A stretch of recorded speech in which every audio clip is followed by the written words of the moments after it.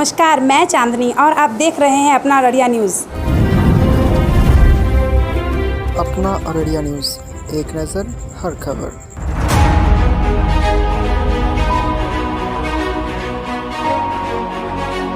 अच्छा भाई साहब, आप कोरोना महामारी के विषय में कुछ वैसा अहम सवाल बताइए।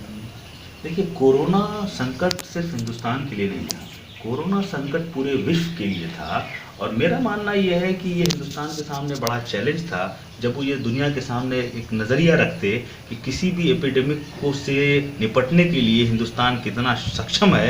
और विश्व गुरु बनने का जो दावा हम कर रहे थे, अगर कोरोना से सही तरीके से हम निपटते तो हकीकत में आज दुनिया में विश्व गुरु का रोल अदा कर रहे होते। लेकिन हमारी सरकार की नाकामियां कुछ इस तरह की रही कि आज जहां दुनिया के ज़्यादातर हिस्सों में कोरोना पर काबू पा लिया गया है, बराबर के मुल्क, छोटा सा मुल्क बांग्लादेश में पा लिया गया है, लेकिन हिंदुस्तान में आज भी एक दिन में 95,000 से ज़्यादा लोग पॉजिटिव पाए जा रहे हैं। ये कहीं ना कहीं हमारे सरकार की नाकामी है।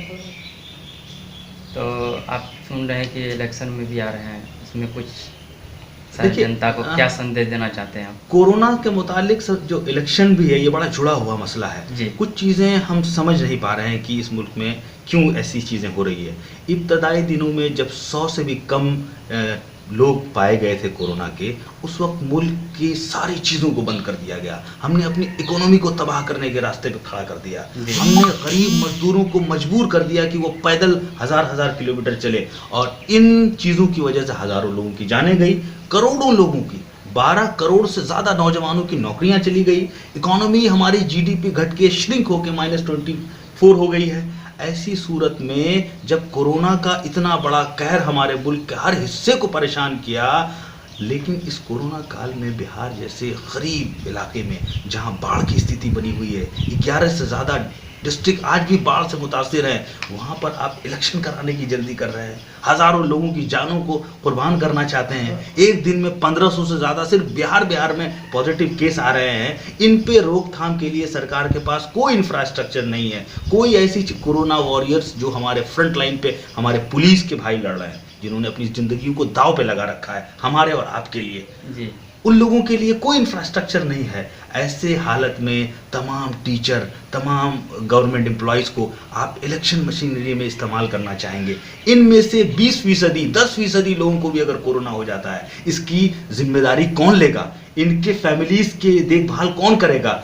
खुदा न करे अगर इनको कुछ हो जाता है तो इनको किसी तरह का बेनिफिट मिलने को लिए सरकार ने अभी तक कोई घोषणा नहीं की है। तो मैं कहता हूं कि सरकार इस तर्ज पर इलेक्शन क्यों कराना चाहती है? आखिर वो क्या ऐसी चीज है? क्या हम किसी मुल्क के गुलाम हो जाएंगे? क्या इस इलेक्शन कुर्सियों पर बैठे हैं वो चाहते हैं एक अंडरडॉग इलेक्शन हो जाए, बड़ी पाबंदियों के साथ इलेक्शन हो जाए? पूरी दुनिया ये बात जानती है कि हिंदुस्तान के सबसे गरीब इलाका कोई है तो वो बिहार है। बिहार में सीमांचल, मिथिलांचल, इस तरह की जगह है। यहाँ कोरोना की पाबंदियों के साथ अगर इलेक्शन किया जाएगा, वर्चुअल रैली के साथ इलेक्शन किया जाएगा, तो आप खुद अंदाजा कीजिए कि 60% हिंदुस्तानी तो इस प्रक्रिया से बाहर रहेंगे। उनको तो पता भी नहीं चलेगा उनके यहाँ इलेक्शन चल रहा है। तो उनकी राय कैसे बनेगी? उनको कैसे बताया जाएगा कि हमारी मौजूदा हुकूमत की नाकामियां क्या है? जब तक इलेक्शन में आप अपने मौजूदा हुकूमत की नाकामियां नहीं गिनाएंगे, उनको नहीं बताएंगे इन्होंने क्या करना चाहिए था और क्या नहीं कर पाए, तब तक आप वोट की अपील कैसे करेंगे? तो ऐसी सूरत में जो लोग आज हुकूमत में बने बैठे हैं, ये लोग चाहते हैं कि एक वर्चुअल टाइप का इलेक्शन हो जाए जिसमें रियल टाइप की उनकी कुर्सी मिल जाए जी। तो ये इलेक्शन कोरोना काल में होना बड़ा ही दुर्भाग्यपूर्ण है डेमोक्रेसी के लिए, और मैं समझता हूं कि किसी भी हाल में इसको रोकना चाहिए था, और आज तक इसके खिलाफ कोई नहीं बोल रहा। ये समझ से परे है।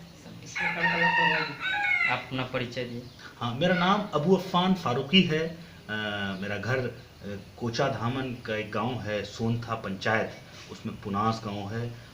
मेरी इब्तदाई तालीम यानी कि स्कूलिंग से लेकर फाइनली BA LLB लॉ तक मैंने अलीगढ़ मुस्लिम यूनिवर्सिटी से किया, और 2011 में मुस्लिम यूनिवर्सिटी में छात्र संघ अध्यक्ष रहा। छात्र संघ अध्यक्ष इस इलाके में सीमांचल, मिथिलांचल में और पूरे बंगाल में, नॉर्थ ईस्ट में पहला लड़का था मैं जो 100 साल की ये 100 साल मुकम्मल हो चुके हैं अलीगढ़ मुस्लिम यूनिवर्सिटी के। इस 100 साल में मैं पहला लड़का था इस पूरे रीजन से जो वहाँ छात्र संघ का अध्यक्ष बना। उसके बाद फिर मैं अभी दिल्ली हाई कोर्ट में प्रैक्टिस करता हूँ और सियासी बेदारी चूँकि अलीगढ़ के ज़माने से ही रही है तो सियासत पे भी एक निगाह रहती है हमारी और मुल्क के हालात पर। मैं समझता हूँ डेमोक्रेसी में हर शहरी को सियासत पे उनकी निगाह रहनी चाहिए, उनकी अपनी राय रहनी चाहिए, हर बात पर उनकी अपनी राय भी रखनी भी चाहिए।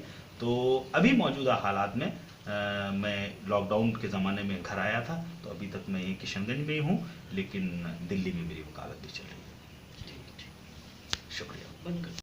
अपना अररिया न्यूज़ को like, comment, share and subscribe करना ना भूलें। शुक्रिया।